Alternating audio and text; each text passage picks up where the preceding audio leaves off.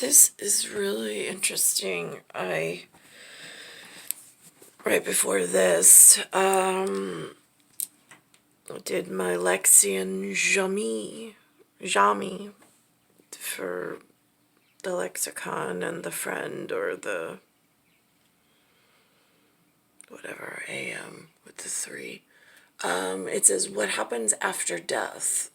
They conducted a survey of humanness in the blades of grass category, I'm assuming. Because nobody ever knows. It just says up here, 1,000 surveyed. Now, yesterday I did Suri or Kuri in the Tamil, which I don't know what that's what Google threw at me. I tried doing Norwegian, and then it came up with some other symbol, which I was like, that doesn't look Norwegian symbols, but whatever. And that was the word around, as in around. So now I'm looking at the symbols of surveyed, and it has the word eyed in it. And then it's got the meaning of something. But now it says survey was commissioned. Now, commission has mission, like educate, or putting your eyeballs on it, multiple sclera. And then it's got some kind of commingling of some sort between man and bartering of some sort. And then it says Spiritshack. That gets really confusing because here's spirits and here's the word hack, even though it says shack. And it says what happens after death. So 55% of believers say they'll go to heaven. Yeah? Heaven being what? The he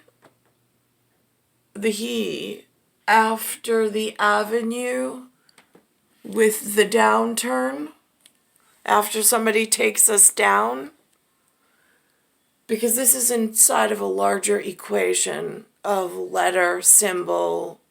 I mean, cognitive dissonance doesn't exist in the world for which I am trying to look up to and speak to in the one flower amongst these blades of grass and bewilderment. And then it says 58% of believers worry about going to hell.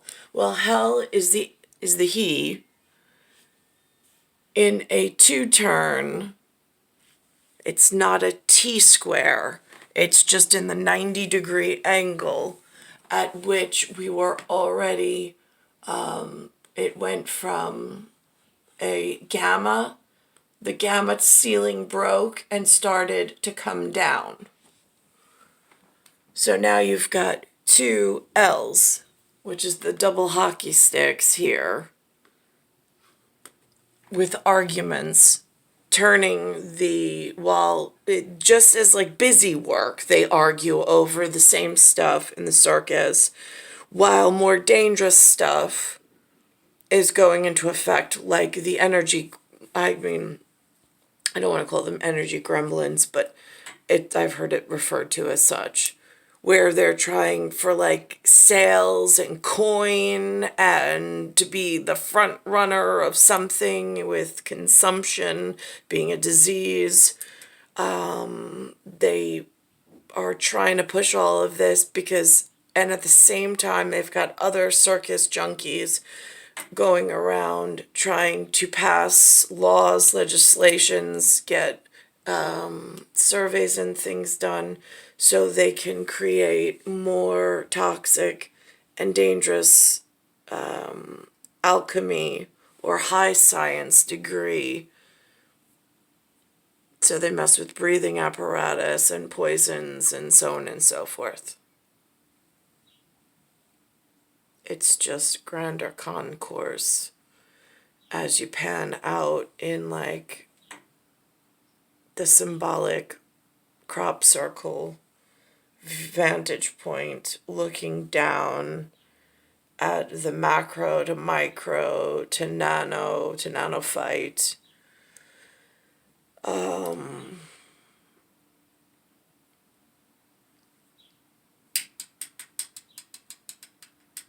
But this is what the humans present it as. About going. Always at our talk of our low coffee table this morning, Mr. DJ. I'm in pole position, so my talk of the Yeah, they're not standing at the table today. They're sitting, and it's a lower table. They're not even touching at the moment. The table is a new survey showing 2 out of 3 people are not afraid of what happens after death. The survey commissioned by Spiritshack, which is a British company that sells ghost hunting gear. Yeah, okay. Okay, so there's that. But they did find out that half of the 1,000...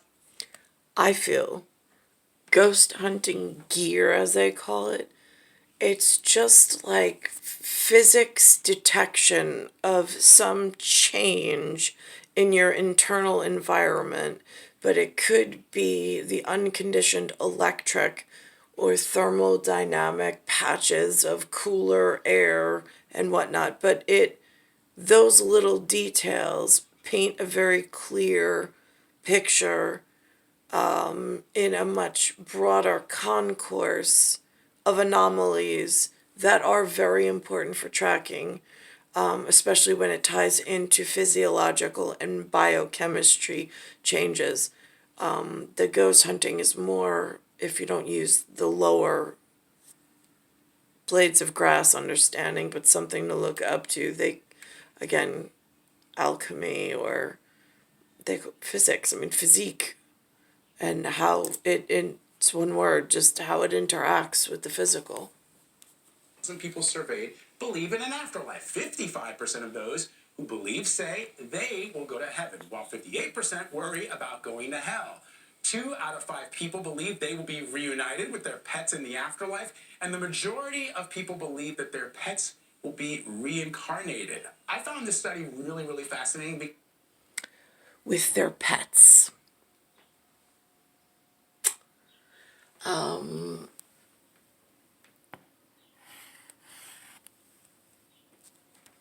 That's my reaction. Like, if this was to come up in a whatever, I don't even know how to interpret their thoughts sometimes in their speak. When I see it written, it's clear as day, with the characters like standing out bold, what it was meant in Grand Concourse, and then trying to figure out where their anatomy when they speak fits into the wiring mechanic of the moment for which I'm in some form of walk of life.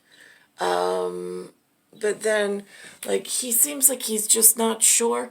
And then over here, it's like it's like rehearsed. It's like dress rehearsal for them. Like, all right, we're talking about this for how long, but whatever.